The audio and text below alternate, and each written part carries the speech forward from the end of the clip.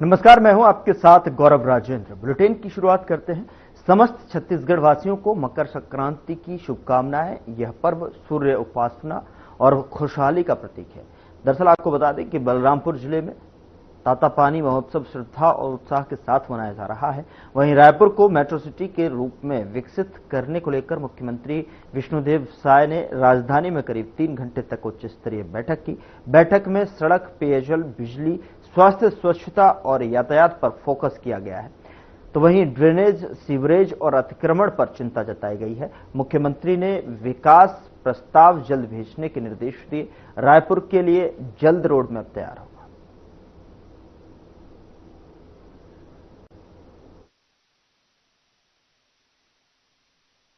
हाँ, सबसे पहले तो समस्त छत्तीसगढ़ वासियों को मकर संक्रांति की बहुत बहुत बधाई, बहुत बहुत शुभकामनाएं। ये मकर संक्रांति सूर्य भगवान की उपासना का एक पर्व है। भगवान सूर्य का आशीर्वाद हम सभी लोगों के ऊपर हमेशा बना रहे, छत्तीसगढ़ में खुशहाली हो। और हर वर्ष बलरामपुर जिले के तातापानी में तातापानी महोत्सव होता है, जिसका शुभारंभ समारोह में शामिल होने हम तातापानी जा रहे हैं। और कल ये संक्रांति के अवसर में तपकारा पमशाला में कंवर समाज का बड़ा सम्मेलन होता है, 3 दिन का मेला लगता है, तो उसमें भी कल शामिल होंगे। श्रम विभाग ने श्रमिकों के कल्याण और अधिकारों के क्षेत्र में नए आयाम स्थापित किए हैं।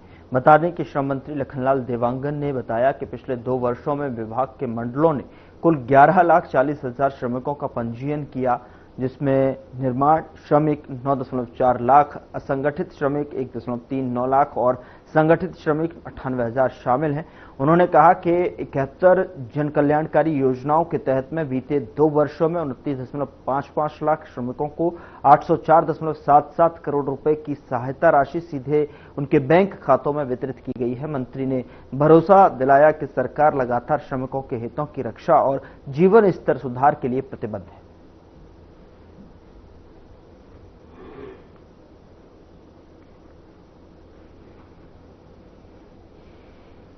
श्रम विभाग की आज की छत्तीसगढ़ सरकार माननीय मुख्यमंत्री जी को 2 साल पूरा हो गए हैं और 2 साल में अलग अलग विभाग जनमानस के लिए क्या क्या योजनाएं संचालित हो रही हैं, अपने अपने विभाग के माध्यम से जनता को बताने का हम लोग काम कर रहे हैं।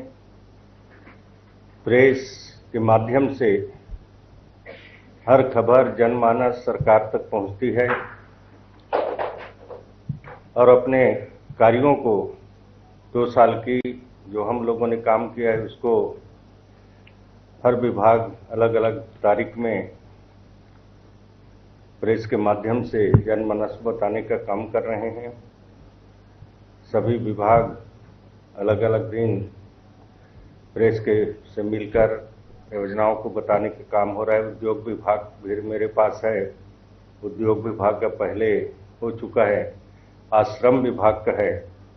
और आज की इस प्रेस वार्ता में आप सबको पहले आज बड़े सौभाग्य के दिन है, मकर संक्रांति का भी दिन है। आप सबको बहुत बहुत बधाई, शुभकामनाएं। और आज की इस प्रेस वार्ता में हमारे बीच हमारे विभाग के प्रभारी आयुक्त सम्मानीय एस.एल. जांगड़े जी, अपर आयुक्त सम्मानीय सविता मिश्रा जी, बीओसी के सचिव सम्मानीय गिरीश राम टेके जी, प्रभारी संचालक एच.एस. सम्मानीय मनीष श्रीवास्तव जी, हमारे श्रम आयुक्त सम्मानीय डीपी तिवारी जी, सम्मानीय एस.एस. पैकरा जी, बीमा चिकित्सा अधिकारी सम्मानीय डॉक्टर जयंती जी, हमारे कल्याण आयुक्त सम्मानीय अखिलेश पांडे जी और हमारे पत्रकार साथी सम्मानीय आकाश शुक्ला जी, सम्मानीय राजेश राज जी, सम्मानीय गौरव शर्मा जी, सम्मानीय अमित मिश्रा जी, सम्मानीय आर के गांधी जी, सम्मानीय स्वाति कौशिक जी, सम्मानीय जयदास मानिकपुरी जी, हरि मोहन तिवारी जी, जरीन सिद्दीकी जी के साथ हमारे सभी वरिष्ठ श्रेष्ठ पत्रकार भाई बहनों और सभी हमारे विभाग के सभी सम्मानीय अधिकारी कर्मचारीगण,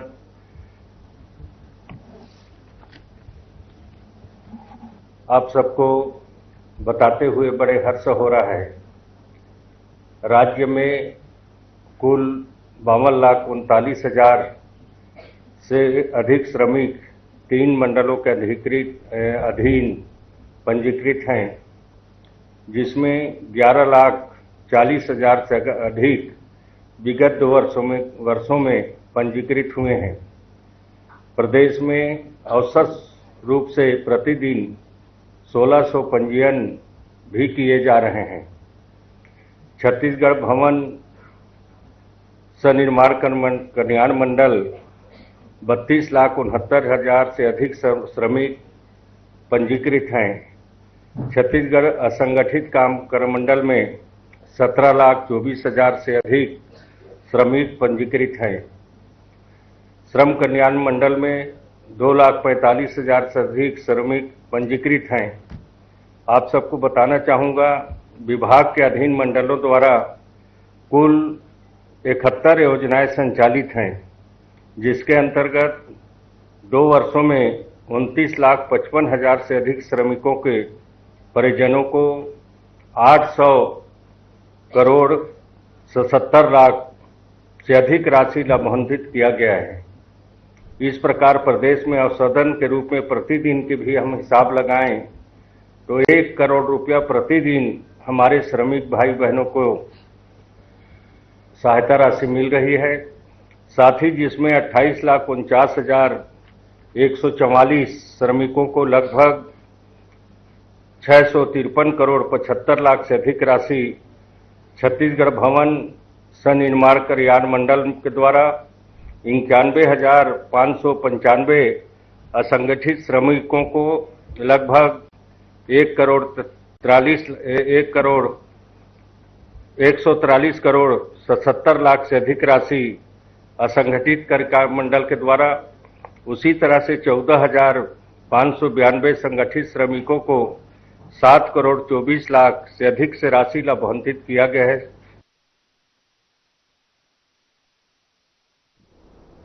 उधर बस्तर संभाग में धर्मांतरण का मुद्दा एक बार फिर से चर्चा में है। कांकेर जिले के आमाबेड़ा क्षेत्र के बड़े तेबड़ा गांव में सामने आया कि ताजा मामले में सियासी हलकों में हलचल मचा दी है। क्या है रिपोर्ट, देखिए हमारी खास रिपोर्ट।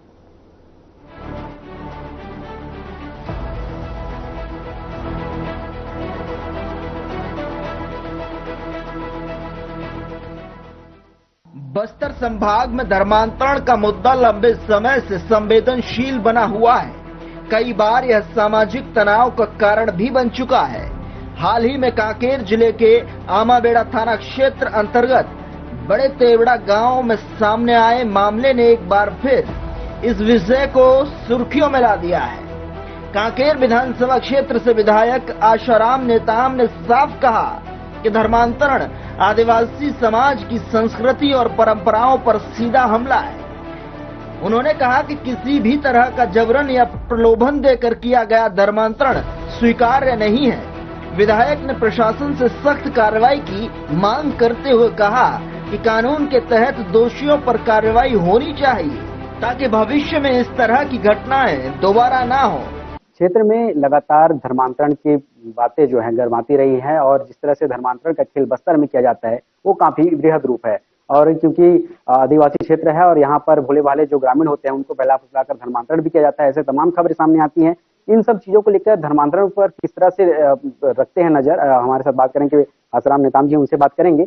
आप देख रहे हैं कि लगातार बस्तर में जो है धर्मांतरण को लेकर कई आंदोलन होते हैं, प्रदर्शन होते हैं, कहीं पर गांव बस्ती की खबरें भी आती हैं। आप किस तरह से देख रहे हैं धर्मांतरण को बस्तर में? धर्मांतरण ये बहुत बड़ा हमारे समाज के लिए, हमारे बस्तर के लिए अभिशाप है। ये जो धर्मांतरण इन लोगों जो अदर लोग आए हैं, क्रिश्चियन लोग आए हैं और धर्म परिवर्तन करवा रहे हैं, क्योंकि यहाँ के लोग हमारे भाई बहन जो है भोले भाले हैं। इनकी कमजोरी को देखना, इनकी जो अनपढ़ता को देखना, ये कम पढ़े लिखे हैं, इनको देखते हुए उनको एक्रोचमेंट करना, उनको धर्मांतरित परिवर्तन करना, लालच देना, ये हमारे बस्तर के लिए बहुत ही घातक है। ये कैंसर के बराबर है। और आज हम विशेषकर मैं हर जनता जनार्दन के पास जाता हूं, उनको पूछता हूं कि समस्या क्या है और क्या समस्या के कारण से अपने धर्म को छोड़कर दूसरे के धर्म में जा रहा है, इससे क्या होगा। ऐसे बोलने से वो लोग कई बात बोल भी नहीं पाते, ना कुछ नहीं कर पाते। तो मैं उनको बोलता हूं कि मूल धर्म में रहिए, यही आपकी पहचान है, यही आपकी संस्कृति है।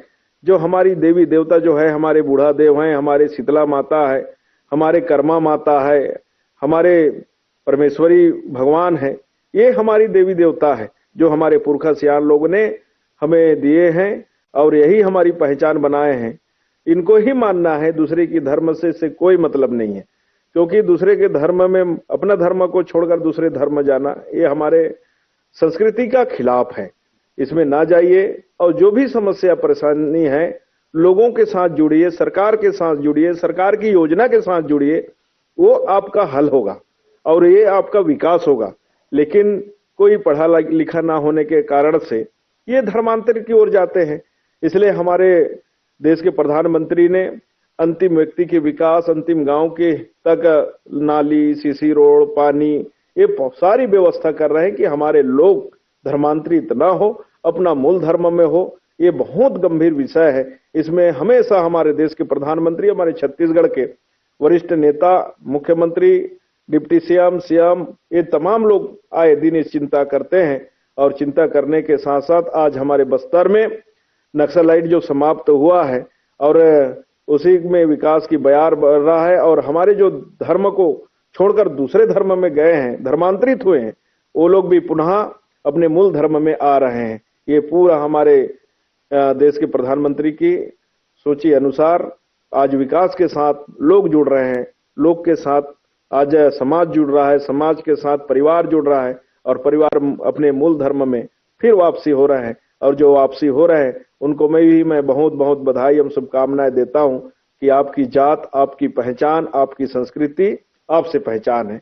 पुनः आप अपने मूल धर्म में आइए, अपने जाति को अच्छा ऊंचा करें और बूढ़ा देव शीतला माता की पूजा अर्चना में जुड़ जाइए। आप देखे होंगे कि क्या लगता क्या है कि बस्तर में इतना मिशनरी धर्मांतरण जैसे होना काफी संख्या में, क्योंकि धर्मांतरण क्या है, अंदरूनी इलाके में जाओ तो देखते हैं कि अधिकतर जो लोग हैं वो धर्मांतरित नजर आते हैं। क्या कारण मानते हैं कि आप यहाँ पर मिशनरी इतना एक्टिव रूप से अपना प्रसार करते हैं? क्या है कि मिशनरी जो है उनमें जुनून टाइप के लोगों को जोड़ने की लोग तात्पर्य में रहते हैं, उनके साथ जुड़ते हैं, उनकी गरीबी के साथ मजाक बनाते हैं, उनकी जो स्थिति के साथ मजाक बनाते हैं।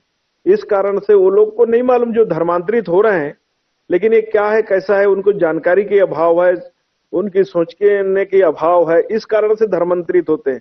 जब कोई आदमी खत्म होता है, कुछ परिवर्तन होता है, तब उनको मालूम होता है कि हम लोग कौन सा धर्म में हैं। और उसी कारण से है कि आज वो धर्मांतरित हो जाते हैं, मिशनरीकरण में हो जाते हैं। उनकी जो गरीबी में उन लोग ने लालच देते हैं और लालच में आ जाते हैं, उनके पास कोई जानकारी ना हो, अशिक्षा होने के कारण से वो लोग धर्मांतरित हो जाते हैं। जब कोई घटना होता है, कोई बड़ा विकराल आता है, तब उनको पता चलता है कि हम लोग धर्मांतरित हुए। क्योंकि वो अंतिम व्यक्ति क्या जानेगा, वो अशिक्षक है, वो क्या जानेगा कि धर्म क्या है, धर्मांतर क्या है। वो भी अभी भी मैं वही धर्म, मैं उसी समाज में हूँ, उसी मेरी चल रहा है, ऐसा उनका सोच है। उनको हमको जागरूक बनाना पड़ेगा, हमको उनको शिक्षा की ओर अच्छा करना पड़ेगा, उनको अच्छा सुविधा देना पड़ेगा। और हमारे जो क्षेत्र है उनमें जो छोटे छोटे बच्चे हैं उनके लिए हॉस्टल की व्यवस्था करना पड़ेगा, हॉस्टल में उनको पढ़ाने की व्यवस्था करना पड़ेगा। जो लोगों के है शिक्षा, स्वास्थ्य, भोजन, अन्न, इनकी सबकी व्यवस्था करेंगे तो कोई धर्मांतरित नहीं होंगे, मूल धर्म में वो लोग वापस आने के लिए तत्पर है। बहुत धन्यवाद सर बात करने के लिए। तो ये थे आसाराम नेताम जी, जिनका साफ कहना है कि जो लोग धर्मांतरित हैं वो अपने मूल धर्म पर वापस भी आए। और जिस तरह से मिशनरी ने बस्तर में अपना पैर पसारा है, वो उनकी शिक्षा और अज्ञानता के चलते ही उन्होंने यह धर्म अपनाया है। और जब कोई मुसीबतें आती हैं तो उन्हें लगता है कि ये कहाँ पर आ गए हैं। तो आसाराम जी का साफ कहना है कि जो लोग धर्म परिवर्तन कर चुके हैं अपने मूल धर्म में आए, क्योंकि मूल धर्म अपना घर ही घर होता है, दूसरों का घर पे कब तक आप मेहमान बने रहेंगे। तो लोगों से अपील भी है कि वे जल्द से जल्द अपने मूल धर्म पे लौटे, यही आसाराम जी का कहना है। कैमरामैन शुभम के साथ अनिल नेताम, हर खबर छत्तीसगढ़। कुल मिलाकर बस्तर में धर्मांतरण का मुद्दा एक बार फिर गंभीर होता नजर आ रहा है। विधायक आसाराम नेताम ने स्पष्ट कह दिया कि आदिवासी समाज की अस्मिता से कोई समझौता नहीं होगा और प्रशासन को सख्ती से कार्रवाई करनी चाहिए।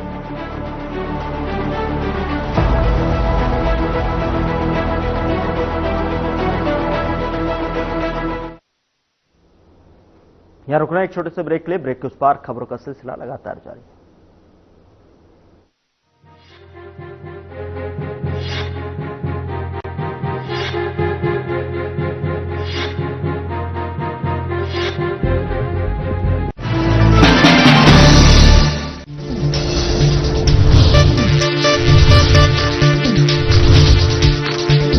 साधना इंस्टीट्यूट के छात्र हर साल नए नए जगहों पर नए नए संस्थानों पर काम करने के लिए जाते हैं, उन्हें प्लेसमेंट मिलता है और साथ ही साथ वो संस्थानों का और साधना इंस्टीट्यूट का नाम भी रोशन करते हैं। तो अगर आप इलेक्ट्रॉनिक मीडिया, मास कम्युनिकेशन में अपना करियर बनाना चाहते हैं तो साधना इंस्टीट्यूट आपके लिए एक सबसे बढ़िया विकल्प है।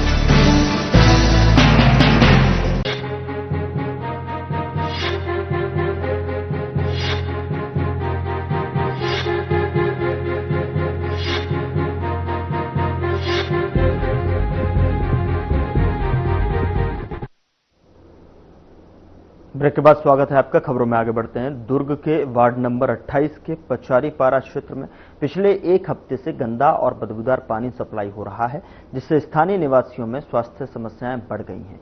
स्थानीय लोगों का आरोप है कि पानी में कीड़े तक दिखाई दे रहे हैं और इस समस्या की शिकायत कई बार की जा चुकी है, लेकिन जिम्मेदार विभाग ने अब तक कोई ठोस कार्रवाई नहीं की है। गंदे पानी के कारण बच्चों और बुजुर्गों में बीमारियों का खतरा बढ़ गया है। पचारीपारा के लोग अब स्वच्छ पानी की मांग कर रहे हैं और अधिकारियों को जल्द समाधान की उम्मीद कर रहे हैं।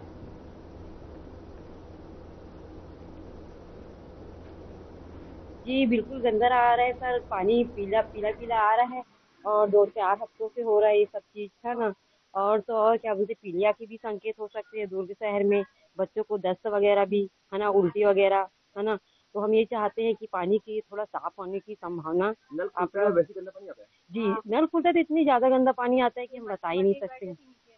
हाँ यही बात है। और कोई ये 3 हफ्ता हो गया है और उसमें पानी ना बहुत गंदा आ रहा है, बहुत कीड़ा निकल जाता है ना। और मच्छर और इसमें ना लंबे लंबे कीड़ा और ऐसे गोल लाल लाल कीड़े आ रहे है ना। तो फिर वो सफाई वाला कल आया है। पानी साफ आता है, लेकिन ना इसमें ना मरा हुआ कीड़ा, जैसे कि लाल लाल कीड़ा, मच्छर वगैरह सब चीज रहता है इसमें। इसी कारण ना हम लोग इसको बिना छाने मतलब पी नहीं सकते पानी को। तो मतलब यही बोलना चाहते हैं पाड़ वार्षद से कि मतलब इस समस्या का हल करे और जल्द से जल्द जल्दी पानी की मतलब वो करे। पानी हल्का गंदा आ रहा है लेकिन उतना गंदा नहीं। पानी जैसे भरते हैं ना तो नीचे तो कॉमन थोड़ा बहुत आता ही है, बाकी उतना गंदा नहीं है। इससे बीमारी का संख्या अब इतना तो मालूम नहीं है। उधर बीजापुर जिले के सुदूर इलाकों में आज भी बुनियादी सुविधाओं का अभाव ग्रामीणों की सबसे बड़ी समस्या बना हुआ है।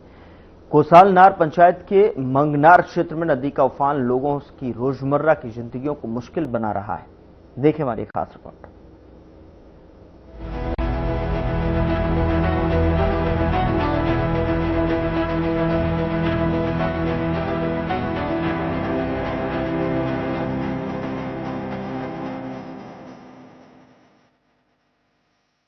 बीजापुर जिले से करीब 130 किलोमीटर दूर स्थित कोसालनार पंचायत में मंगनार क्षेत्र में नदी ग्रामीणों के लिए सबसे बड़ी चुनौती बन गई है। नक्सल प्रभावित इस सीमावर्ती इलाके में बुनियादी सुविधाओं की भारी कमी। नदी में उफान आने पर ग्रामीणों का आवागमन पूरी तरह से बाधित हो जाता है, जिससे स्वास्थ्य सेवाएं, बच्चों की शिक्षा और बाजार तक पहुंच प्रभावित होती है। ग्रामीण मजबूरी में नदी पार करने के लिए देशी जुगाड़ का सहारा ले रहे हैं, जो कभी भी बड़े हादसे को न्योता दे सकता है। बारिश के मौसम में हालात और भी खराब हो जाते हैं। नक्सल प्रभाव के कारण विकास कार्य धीमी गति से चल रहे हैं, जिससे ग्रामीणों की समस्याएं वर्षों से जस की तस बनी हुई हैं। बीजापुर जिला का एक जो दंतेवाड़ा और अपना नारायणपुर बॉर्डर के मध्य रहने वाला एक बीजापुर जिला का गांव कौशलनार का जो ये रास्ता है मंगनार के लिए जाते हैं। कौशलनार जो पंचायत 1 पंचायत 2 का ये जो रास्ता है, फिर यहाँ पे जानकारी के मुताबिक लगभग 5 पंचायत इस रास्ते को तय करके पहुँचते हैं। बारिश के दिनों में किस हालात में चलते होंगे आप देख पा रहे हैं। ये जो देसी जुगाड़ है, जो बिजली खंभाओं को नीचे बांस का डोरी टाइप से बनाने के बाद फिर उसमें पत्थर भरकर फिर अपना बिजली का जो खंभा है उन्हें सेट कर दिया गया और उसी के माध्यम से अब गाड़ियां चल भी रही है। यहाँ के जो ग्रामीण हैं हमारे साथ जुड़े हैं, ग्रामीणों का क्या कहना है, ग्रामीण बारिश के दिनों में ग्रामीणों को किस तरह का परेशानियों का सामना करना पड़ता होगा, उन्हीं से जानने का प्रयास करेंगे। क्या नाम है? मुन्नालाल लेकम हूँ मैं जी। कौशलनार 1 पंचायत का हूँ मैं, मतलब दोनों पंचायत के तरफ से मैं मतलब बेरोजगार हूँ मैं जी। मुन्नालाल लेकम जी, ये जो आप लोग जो देसी जुगाड़ बनाए हैं उस जुगाड़ से तो अभी तो चल रहे हैं, बारिश हटता है तो पानी भी नदी में कम हुआ है, तो जब बारिश के दिनों में क्या करते हो, कैसे अपने व्यवसाय तो सरकार से मंगा के तक चुके हैं। बस हमारा जुगाड़ है, जाड़ का नाव बना चुके हैं, 1-2 टन नाव से बस ले जाकर चलते हैं और मौत भी होता है नदी में। यहाँ पे जैसे भी करके ले जाकर चलते हैं। बाजार तो बहुत दूर पड़ता है, 7-8 किलोमीटर पड़ता है नदी पार करने के बाद, तो जाते हैं। हम लोगों को बस सुविधा सरकार से नहीं दे रहा था, हम अपना अनुसार से देसी जुगाड़ बना के चलते हैं हम लोग इस समय, मतलब बाइक कोई जो भी जुगाड़ के लिए बना के रखते हैं हम लोग। भी एक ग्रामीण है, उससे भी बातचीत करने का प्रयास करते हैं। आपका शुभ नाम क्या है? मैं लक्ष्मण कश्यप, मैं दंतेवाड़ा जिला का हूँ। तो मैं भी हमेशा इधर से आना जाना करता हूँ, जो भी समय से मेरे को भी दिक्कत हो जाता है। आप इधर जा रहे थे, इधर कौन है आपका घर इधर है कि रिलेशन वाले? मैं ससुराल घर जाता हूँ हमेशा, तो इधर मेरे पत्नी काम करती है एमटी है, तो उन्हीं के लिए मैं हमेशा हर महीना हर सप्ताह आना जाना करते रहता हूँ सर। तो इसलिए मेरे को भी दिक्कत लगता है, क्योंकि सरकार तरफ से तो ये सुविधा हो जाए कि एक पुलिया सुविधा करेंगे तो बहुत अच्छा होता। मैं यही अनुरोध करता हूँ। तो सरकार, ग्रामीणों का कहना है कि सरकार इस गांव के लिए जो पुलिया का व्यवस्था करे, और ताकि यहाँ के गांव के ग्रामीणों को जो परिस्थितियों का सामना करना पड़ रहा है वो दूर हो सके। ये जो वही इलाका है जहाँ पे नक्सलियों का गढ़ माना जाता था पहले, वो अब धीरे धीरे जब सरकार परिवर्तन हुआ है, भाजपा की सरकार परिवर्तन हुआ, परिवर्तन के बाद जिस प्रकार नक्सली भी लगातार आत्मसमर्पण कर रहे हैं और मुठभेड़ों में मारे भी जा रहे हैं, ऐसे में धीरे धीरे जो नक्सलवाद का जो दबाव रहा ग्रामीणों में वो अब साफ होता नजर आ रहा है। वैसे वैसे ग्रामीण जो अंदरूनी क्षेत्र के ग्रामीण है वो अब शासन की जो व्यवस्था है वो पहुंचे, उनकी मांग कर रहे हैं। यहाँ के ग्रामीण क्षेत्रों में जो सड़क, स्वास्थ्य व्यवस्था, जल और जो पुलिया, सड़क, ये तमाम जो व्यवस्था की मांग कर रहे हैं, जिसको लेकर आज आपको वीडियो में भी हम विजुअल में दिखाने का प्रयास करेंगे किस प्रकार इसे पार करना पड़ता है। और इससे दादा, जब यहाँ पे पहले जो नक्सलियों का दबाव था, तब क्या बोलते थे आप लोग, मांग नहीं किए फिर? हाँ सर, वो नक्सली तब तो वो लोगों का दबाव है, इधर का दबाव है, और दोनों तरफ से हम लोग दबाव रहते थे। अभी थोड़ा साफ हो रहा है। साफ के अनुसार हम लोग को अभी चाहिए है कि क्यों क्लियर हम लोग को रोड चाहिए। उस समय दबाव की वजह से चलते थे हम लोग, जैसा चल उस समय मतलब जैसा उनका समय था ना, वैसा हम लोग चलते थे। अभी उसके अनुसार खत्म हो रहा है, तो हम अभी चाह रहे हैं कि तुरंत, उस समय भी चाहते थे हम लोग, पर नहीं चाहते थे, मतलब नक्सली दबाव डालते दबाव डालते थे, वो लोग दबाव डालते थे, इसलिए हम लोग नहीं चाहते थे। क्योंकि अभी हम लोग को जैसा हम लोग चाहिए वैसा प्रशासन से यही मैं कहना चाहता हूँ कि मत हम लोग को गांव के अनुसार 5-6 जिला मतलब पंचायत के अनुसार हम लोग को जो भी जरूरत चाहिए, मतलब पुलिया, बस 1-2 पुलिया चाहिए। मतलब हमारा नदी है, नदी से 3-4 जगह पार करते हैं, बस एक जगह पुलिया चाहिए, होने से ठीक है हम लोग को। बस एक पुलिया चाहिए, जैसे ऐसा जरूरत है, मतलब हम लोग ले दे करके मतलब ग्रामीण हिसाब से बनाते हैं, ऐसे ही बनाते हैं। उसके अनुसार हम लोग को बनाना ना पड़े, एक पुलिया चाहिए हम लोग को नदी के अनुसार। ग्रामीणों का मांग है कि पुलिया बने। यहाँ पे कम से कम 3 से 4 नाला हैं, जो जिन नालों को पार करके अपने गांव पहुंचना पड़ता है। उन नालों में से जो बड़ा ये जो नदी है, इस नदी में एक बार पुलिया बना दे सरकार, ताकि यहाँ के ग्रामीणों को सुविधा पहुंचेगी। इतने सालों तक जो नक्सलियों का जो दबाव में जिस अंधकार में जी रहे थे, वो अब ग्रामीण जाग रहे हैं, शिक्षित हो रहे हैं, और शासन पर जुड़कर शासन की जो व्यवस्था है उन्हें ग्रामीण अंचलों तक लाने का प्रयास विचार कर रहे हैं। ग्रामीणों की मांग है कि मंगनार क्षेत्र में मजबूत सड़क और पुलिया का निर्माण किया जाए, साथ ही स्वच्छ पेयजल, स्वास्थ्य सेवाएं और स्कूलों की नियमित पहुंच सुनिश्चित की जाए, ताकि नक्सल प्रभावित इस इलाके को विकास की मुख्य धारा से जोड़ा जा सके। Bureau report.